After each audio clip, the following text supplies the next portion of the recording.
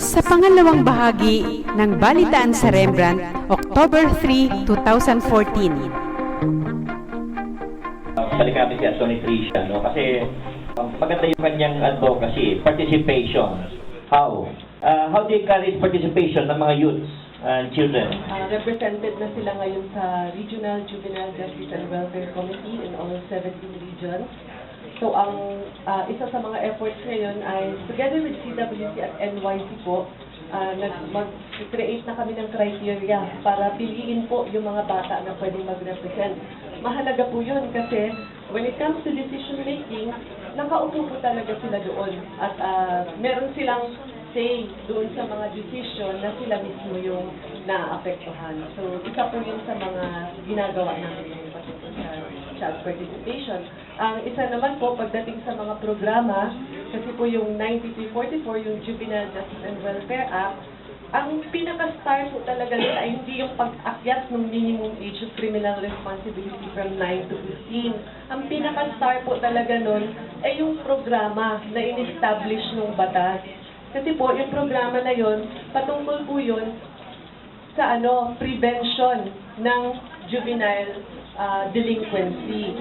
So, kasama po yung mga bata doon, nagpa-participate din sila, kinukuha din po yung kanilang mga opinion pagdating doon sa mga programa. Halimbawa po ngayon, meron kaming ginagawang guidelines in partnership naman po with NYC, na kapartner po namin yung SK para po pagdating doon sa pag-deal ng mga bata na nagkaroon ng paglabag sa batas, kasama po yung ating SK doon sa mga programa na yon.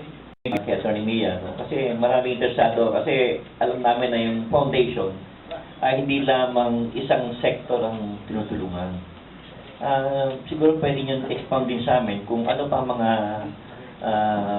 unit ng gobyerno o unit ng society ang mga tutulungan ng foundation ng Consuelo Zubel Aguiar Foundation. Our mission is prevention and treatment of child abuse, neglect, and exploitation. And ginagawa po namin yun through our four programs. So, una po ay isang early childhood care and development program. So, ECCD program po siya. We work with communities, we work with NGOs in educating and equipping families with children at risk of abuse.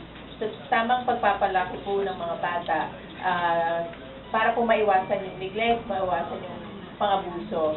And we do this in different parts of the country. And we also have a shelter program po where yung mga naabusong mga bata or young adults, we have some homes, Consuelo homes, shelters for abused kids, or also we support other partner organizations na meron po mga shelters. Kasi po yung mga batang naabuso, whether sexually abused or exploited, neglected, they need all our help para sila yung makarecover.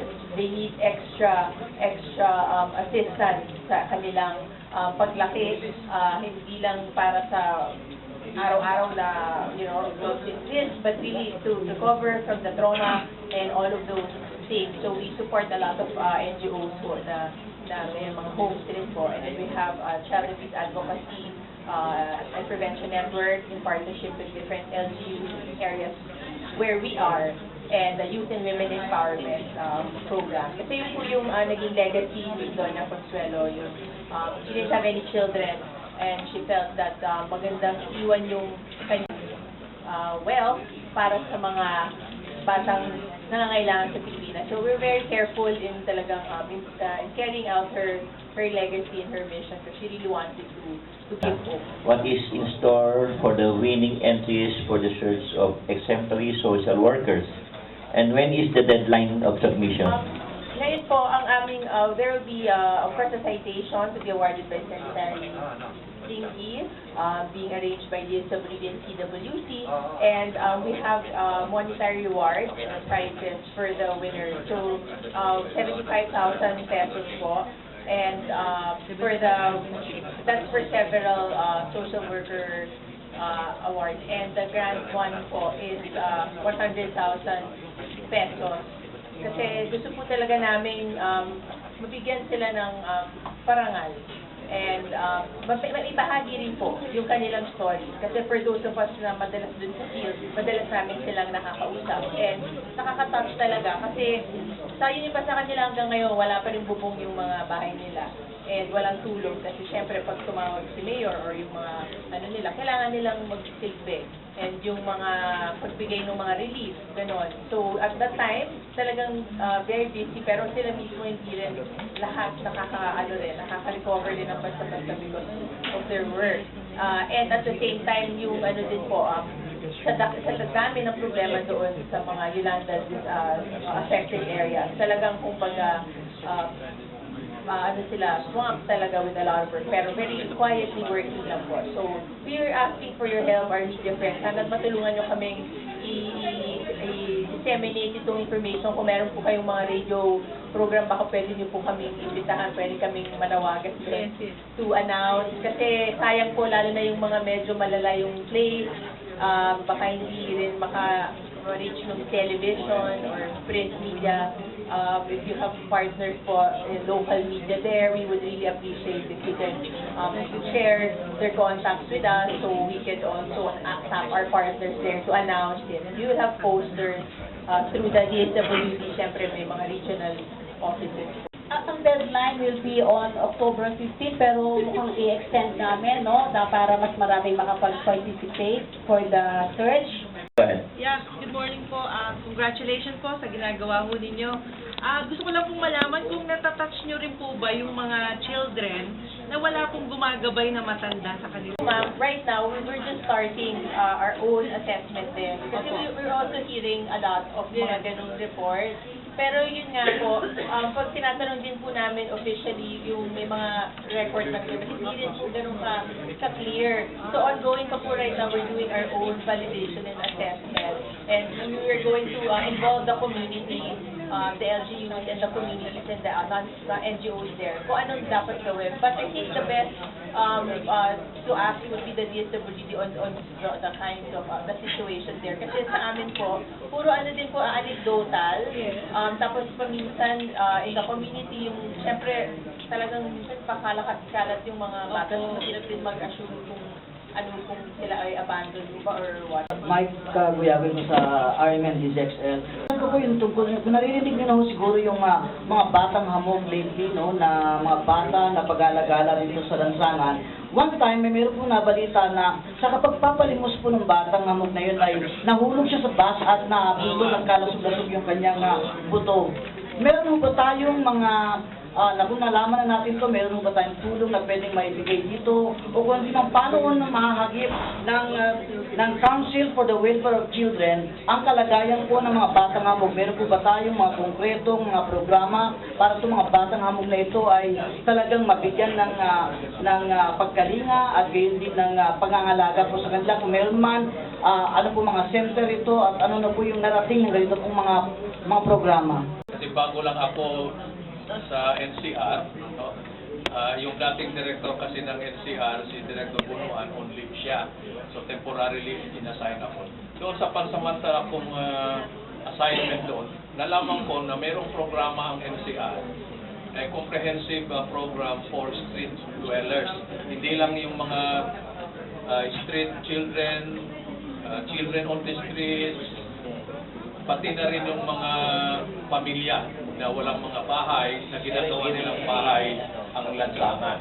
Meron ho tayong programa ngayon kung saan nilalagay ho natin, rescue natin, sinasagip sila.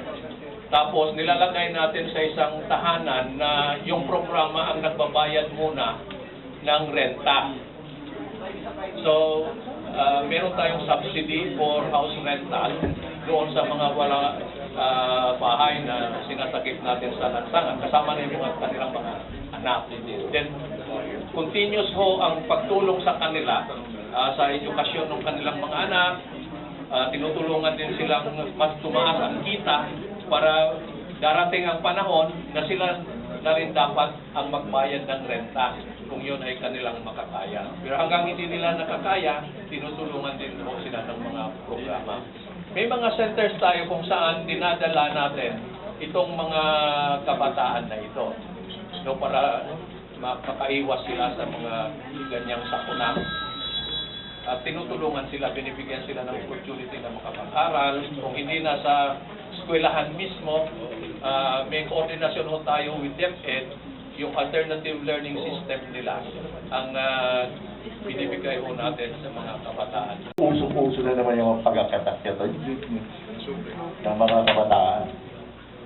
Nagbibigay pa ka ng sobre. Anong gagawin natin to? Saka ito, isipan mo pa meron ng HIV.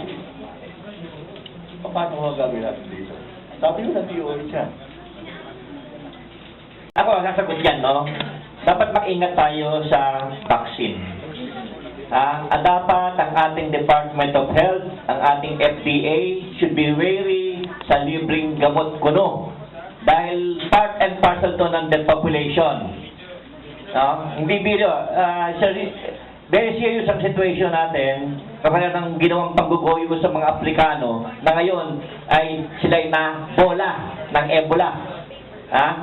Look what happened. Yung karma ng nakakalat ng Ebola, ngayon sila ngayon tinatamaan. So we really have to be careful at tanongin nyo kung dapat nga, wala kasi tayong lawyers group na pwede mag-handle ng malpractice dito eh. Pero dapat mag-ingat tayo kasi kailangan ng mga local government units, mayors, na nakakatulong sila sa mga constituents nila dahil libre. Para makilala sila, pero hindi nila na-realize na ito ay part and parcel ng depopulation NSSM 200 project ni Bill Gates. Tinutugunan din natin yung ganyang sitwasyon. Unang-una, ano ba yung mga ordinances ng mga local government, no? Ano ba ang nagiging cost niyan? Saan ba nakukuha anong mga establishment? Like for example, kung yung mga massage parlor, usong-usong ay mga spa. Spa. Oo, yung mga spa, mga massage, gano'n. So, yun ay dapat nakokontrol, minomonitor, may regulation, merong control ang DOH at saka mga local government. So, kung halimbawa makita na yun ay magiging, sabi nga natin, prevention palagi, no? Kung ano yun ay magiging cause ng mga HIV/AIDS na illness, so kailangan yun, alam ko may mga local governments na nagpapasara, no? May mga nagpapasara ng ganitong mga establishment. And then meron tayong HIV/AIDS Society of the Philippines. Sila din ay tumitingin kung paano magkakaroon ng advokasya na programa. Kasi kailangan prevention. Yung mga na meron na, no, na magkaroon na sila ng ganitong illness, ito naman yung sinasabi na i-encourage natin ang mga naging biktima na mag-subject into medical treatment. No? Pero siyempre, meron pa rin tayong stigma on that. Kaya yun yung binibigyan natin ng pagkakataon na i-advocate na para hindi na mag-multiply pa yung ganong mga cases, kailangan magpagamot din sila. So marami itong mga agencies na nagtutulungan for that. This portion is brought to you by Elmost Whitening Soap. Narito na sa gustong pumuti at gumanda. Ito ang kasagutan sa problema mo, kapatid. Elmost Whitening Soap sa murang halaga, kutis artista ka na. May concern lang ako kasi sabi po ni Ma'am Papi, yung normal situation, until they go back to normal situation. Paano natin i-define to? Anong standard ng CWC o ng DSWD? Kasi pag sinabi natin normal situation, is it in a form na tahimik or is it in a form na kung saan sila nanggaling, yung pinanggalingan nila, like those in the urban force? Yun po yung gusto kong makuha ang definition. Kasi laki rin po ako kasi sa asilo eh. Kaya alam ko ho to, yung normal situation. Ano ba yung normal? Sa isang bata po, yung isang normal, pakilalakyan niya, pinanggalingan niya, release ng train, sa kanya normal yun. Pero sa atin, ano ho ba yung definition natin? Second, ano ba ang standard ng age ng youth? Natatandaan ko ho nung umattend ako ng international youth student sa Iraq. Nagpadala ang China ng 40 years old. Nagulat ako. Sabi namin, youth pa rin ba to? Yan. Tapos, when do we define discernment as a child? Kailan ho yung normal discernment ng isang child? Kasi ito, kailangan malinaw po ito sa amin. Kamukha ko po, magpapaliwanag ako sa radyo, sasabihin ko, yung bata hindi pa nakakaintindi niya dahil hindi pa marunong magbilanggan. Hindi pa niya alam yung ano ang tama at mali, which is discernment. No? What is evil and what is good. Yan po. Yan po yung tanong ko sa DSWD. Klaro naman sa ating batas. Ang edad ng bata is defined na sa ating batas ay yung 18 years old and below. So, yun yung edad ng ating mga kabataan. Yung issue naman doon sa tanong ng discernment, meron na tayong ginawang pag-aaral at ito ay ginawa ng ating mga experts, ng ating mga psychologists na kung saan lumabas na yung age ng discernment ng isang bata kung saan makaisip siya, alam niya kung ano ang tama at ano yung hindi tama, ay at least nasa edad ng 15. So, yun yung edad na talagang tinitingnan natin. At gusto ko rin i-stress dito, ang CWD, hindi po sila implementing agency. Sila yung agencies nagpapatakbo ng mga bagay-bagay kung saan yung mga agencies na miyembro ng CWD o Council for the Welfare of Children, tinitingnan yung mga polisiya, mga programa, at mga aktibidades na tungkol sa mga pagpapaunlad or pagdidevelop sa ating mga kabataan. Itong ating press con na ito, tiningnan namin kung sino sa mga miyembro ng ating CWC Council na dapat pumunta dito para mabigyan ng diin kung ano yung ginagawa ng isang miyembro ng CWC tungkol dito sa mga concern or programa na para sa ating mga kabataan. Normal situation ng isang bata. After the during the rehabilitation, kasi po, sabi paliwanag ko, na during the rehabilitation, kailangan maibalik na sa isang normal situation. Kasi may definition po yung normal situation. Subjective po yun, it varies. The child may define it the other way, but we would like, as much as we want to impose something which is a normal situation for them. Again, yung normal situation tungkol sa pag-behave ng isang bata should also be attributed or i-connect din natin sa kanyang edad. Depende rin sa kanyang edad kung paano gumalaw ang isang bata, even na siya ay isang bata at kung siya ay bata na 3 to 5 years old, iba naman yung situation niya, di ba? Kung siya ay nasa 15, yung sinabi ko sa kanina, pwede na siya mag-discern at alam na niya kung ano yung tama at ano yung hindi. Ganun pa man, normal situation, yung bata ay tahimik na namumuhay at nag-aaral at may tamang pagkain sa bahay niya at na-enjoy niya ang kanyang buhay bilang isang bata appropriate sa kanyang edad. So, yun yung normal situation at may bibigay natin yung pinaka-basic needs ng isang bata na kung saan ang pamilya at ang komunidad at ang ating mga gobyerno at ang ating mga partner, NGOs, ay pwede magtulong-tulong para may bigay ang sitwasyon, ang condition para ma-enjoy ng bata ang normal situation where he can grow as a normal child. 1987 po, nasa press ako. So, concern ko doon street children.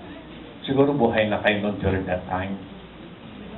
Yung sinasabing normal noon, which is actually tingin natin abnormal. Paradigm natin, iba po ang position. I'm a priest. Iba ang aming age ng discernment, iba yung age ng awareness. Panay psychological po yan. Now, ang reality po, yung mga street children, 1988-89, nung in-address namin ang position with the support ng National Press Club, mga street children na tulungan ng NGOs, even by the government, concerned the City of Manila, nagtayo sila ng more, sabi natin, additional facilities sa Boys Town. Pero the problem is yung maintenance. Street children before, now street parents na. Lalo pa rin sila, may iba lolo na lola na.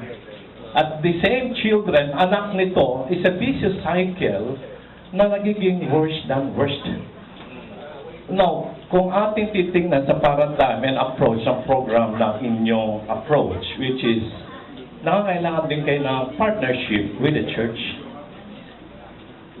Itong nabanggit natin na sa media, especially, no? May mga children na nasa media involves entertainment. Pero less than 15 years old. And then may mga 5 years old, the street children, o mga 10 years old, 11, may mga anak na yan, and they commit abortion. So, paano addressin po ito? When we tell of the dignity ng human being, not for the sake ng orderliness na hindi sila maging eyesore ng society. Let's take something deeper na program. We are willing to participate. I'm the Executive Director ng Bukas Palad Philanthropia para sa mga kapuspalad. Pero kami kinakapos na rin. And we have been, sabihin natin, advocating itong rights of the child noon, 1987. Pero ngayon, rights of the street children, hindi natin makita na paano ang karapatan nila. No, not just appealing. This is an appeal to the conscience ng ating mga government officials. That maging kami sa media po, medyo nagiging victim na rin. Pag ganito ang psychological conditioning na nakikita natin, mukhang hindi po tayo abante to restore the dignity ng human being. But we are willing to help, we are willing to foster, we are willing to advocate. Pero let's partner. Dahil ito po ay seryoso.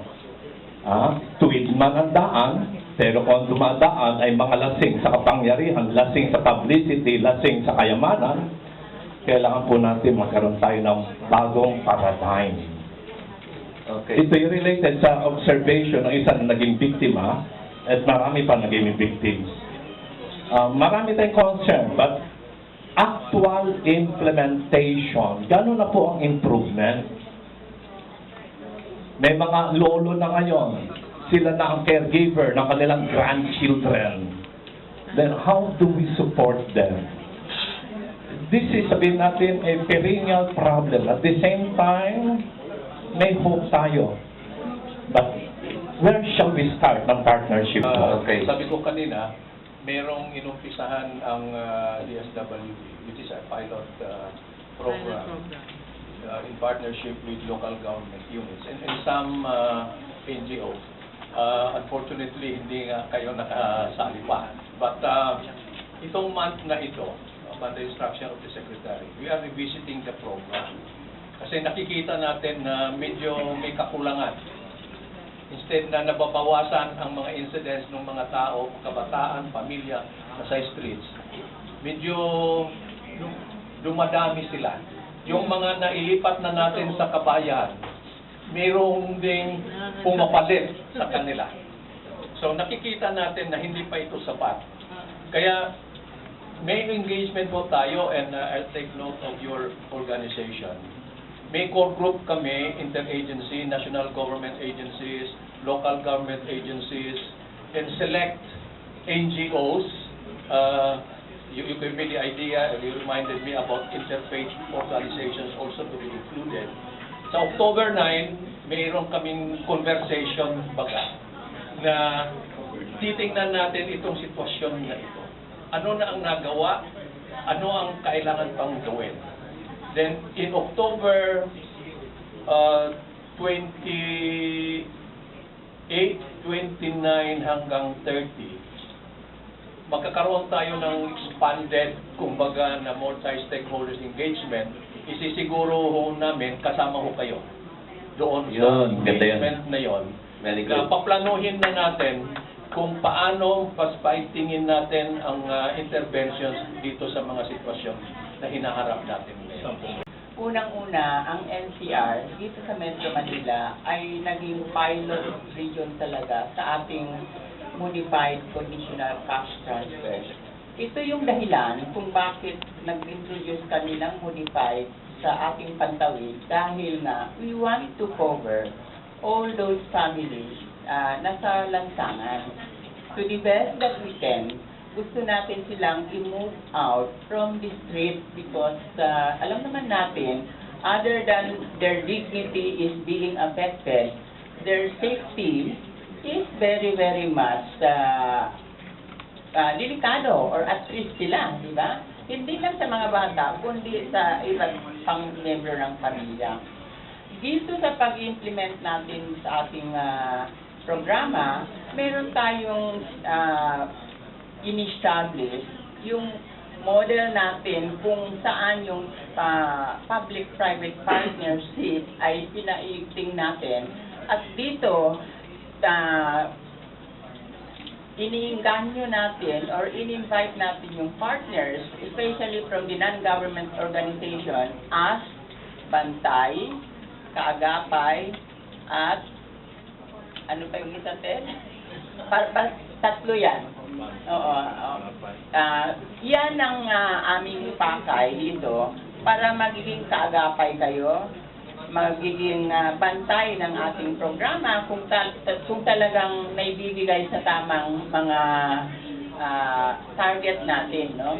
So, yun yung ginagawa natin dito na totoo, meron talagang nasabi nga ng ating kaibigan na yung mga pamilya talagang yan na sila lumaki hanggang yung magiging lolo na sila. Ganun pa man, meron din tayong programa para sa ating mga lolo at lola. Ito yung mga social pensions, if they are qualified and they've been already included in our NHC-SPR na data na survey sila, at yun ay pwede natin matingnan, mabigyan man lang sila, ma-enroll man lang sila sa ating social pension program. At ang mga adult naman, yung mga mag-asawa, dapat nga matingnan natin kung ano yung mga appropriate intervention pwede natin maibigay sa kanila. Kami naman, bilang ahensya ng gobyerno, ay talagang gagawin namin kung ano yung makakaya namin. Basta alam naman natin, hindi naman kaya ng isang ahensya yan. Hindi naman kaya yan ng gobyerno lahat. At unang-una pa, ang challenge ay yung pag-uugali din ng ating mga kababayan. Yun yung tingnan natin. Yung kind of values that our community at ang mga pamilya na sa community ay dapat natin paigtingin na kung saan dapat sila mamuhay sa tamang value at sa tamang pag-uugali na dapat nilang gagawin bilang isang magulang, bilang isang mga nakakatanda, at bilang isang anak.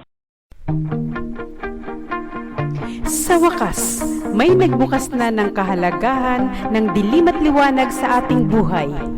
Ang material at espiritual na kailangan sa pagsusolusyon sa mga problema, hindi lang ng tungkol sa mga kabataan, kundi sa kabuuan ng sistema ng ating bansa. Kung atin lang pagtutuunan ng pansin, ang uhan ay sinigaw ng lahat ng mangmang sa mundong ito. Naroroon ang atas. Ikaw, sanggol, isinilang ka sa mundong ito, uha, upang hanapin ako, mula Alpha hanggang Omega ng iyong buhay. Yan ang misyon nating mga tao na nakatindig sa luntiang tulong ito.